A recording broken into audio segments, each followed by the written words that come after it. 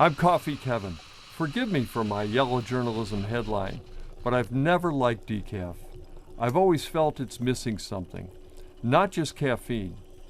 The decaf industry spent millions on mindless advertising to repeat the slogan that decaf coffee tastes like the real thing.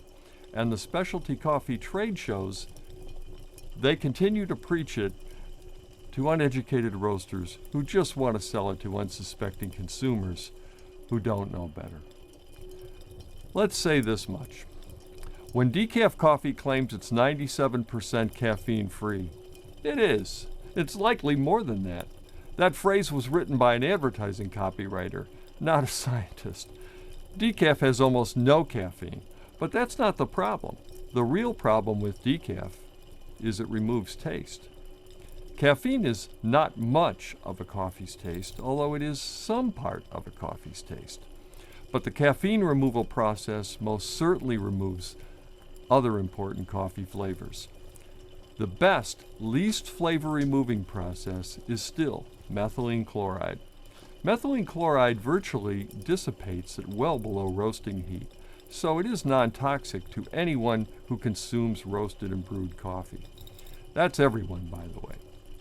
So-called Swiss water process claims to be healthier because no chemicals are introduced, but it is considered a noisier removal method, meaning it removes more flavor than methylene chloride.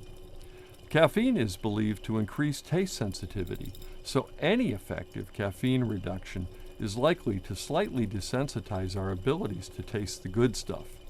Sort of like wearing taste sunglasses, so to speak. I won't go into it with any depth, but occasionally someone with common sense comes forth and asks if caffeine in small amounts really disrupts sleep, and how much is real versus imagined. Well, I don't blame the decaffeination industry for its mass flavor destruction efforts. They are, after all, like all patent medicine men, exploiters and profiteers. All this said, I'm always on the prowl for a good decaf, assuming there is such a thing. After all, there's always someone who comes to dinner and would love a cup of my coffee, but tells me they can't have caffeine. What does the industry do to give us good decaf? Well, the most common approach is to roast darker. Prolonged roasting really can't increase coffee taste, but it can develop the caramelization that masquerades as taste. Simply, a dark roast is likely to give you a less noticeable decaf. Stronger flavored coffees such as Sumatra or certain other varietals are also likely to survive with more of their original taste intact.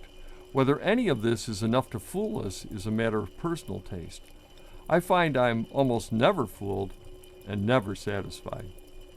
A week ago, I received this bag of decaffeinated Brazil from Modest Coffee, a roaster near me in the Chicago area. I ground 40 grams, which I'm about to mix with 600 grams hot water in a Siphon brewer. Another trick, by the way, is to use a higher coffee-to-water ratio, grind a notch finer, and use a high-resolution brewing method such as the Siphon. Well, here goes.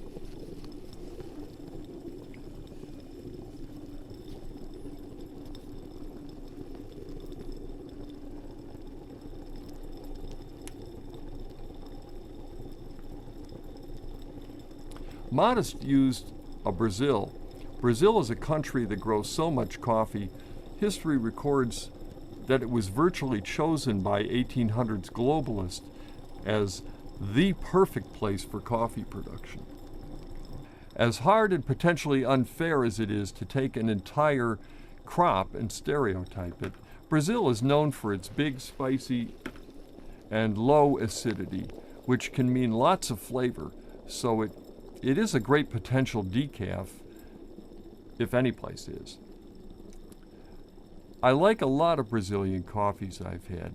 Brazil also has the distinction of being both a source country and a massive consumer culture, sophisticated and just different from our more puritanical third wave movement.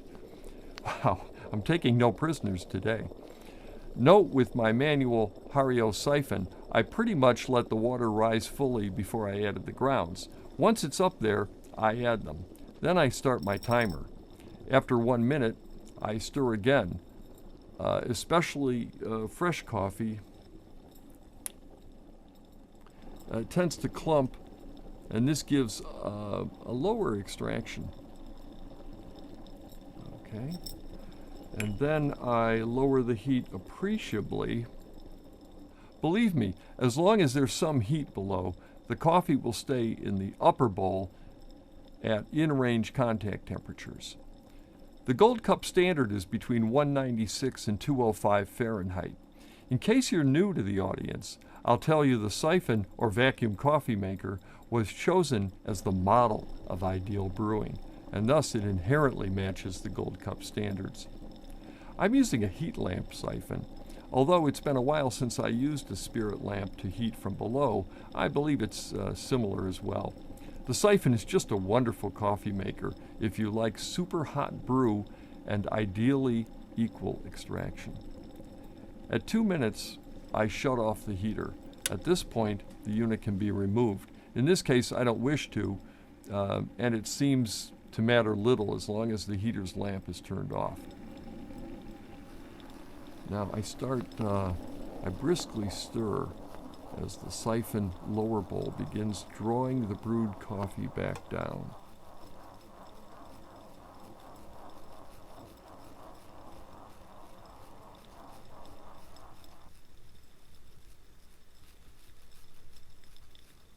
Siphon coffee is hot, among the hottest coffee, right up there with percolators and mocha pots. It's part of its appeal.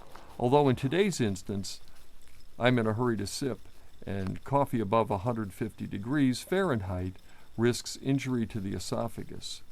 So I'll be using this trusty device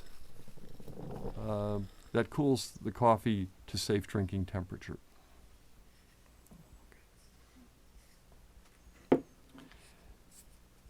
In normal instances, such as this morning at breakfast, I simply waited a few minutes. Okay, and now we have to wait for this. It is in this final stage that it's going through a filter, and actually the filter I use, I prefer cloth filters. I may have mentioned this before. There is just a screen. There are glass filters that have bumps on them. Hario doesn't use that kind, but with this one, it's between this and a screen. And there are also some siphons that use actually a disc paper filter. My favorite is cloth, though. I think it's just got the right flavor balance and also controls the flow rate going back down so that it's not too long of a contact time nor too brief. And we're just about there, and I think if you look, you'll see that I have a nicely rounded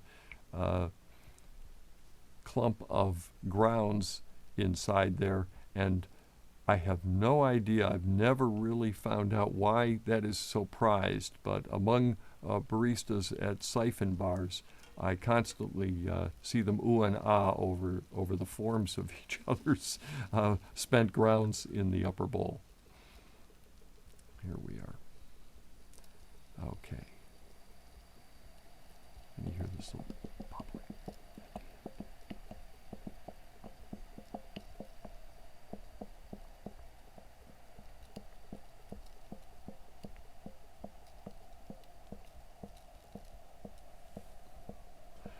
It's moments like this when you have a train to catch in 10 minutes that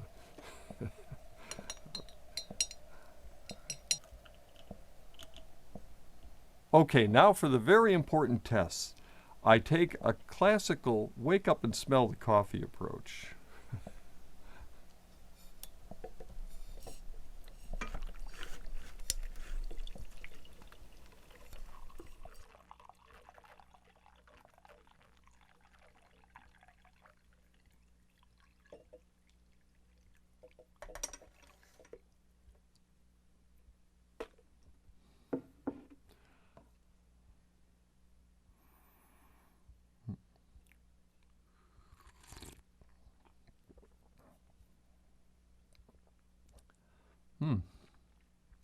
Not a super big taste, but definitely has the dried fruit and spice that says it's a Brazil.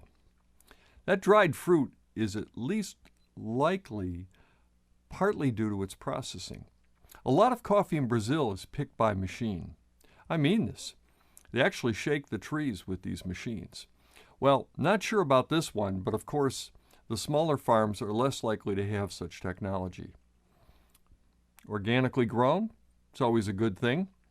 Well, very nice. And it's decaffeinated. I want to thank our sponsor, Java Master, whose coffee is as fresh as you can get it. It's literally roasted before your eyes or while you shop. You leave the store with still warm coffee. I also have some good news. CoffeeCon Online is a reality. The city of Warrenville is sponsoring our online event. More details soon.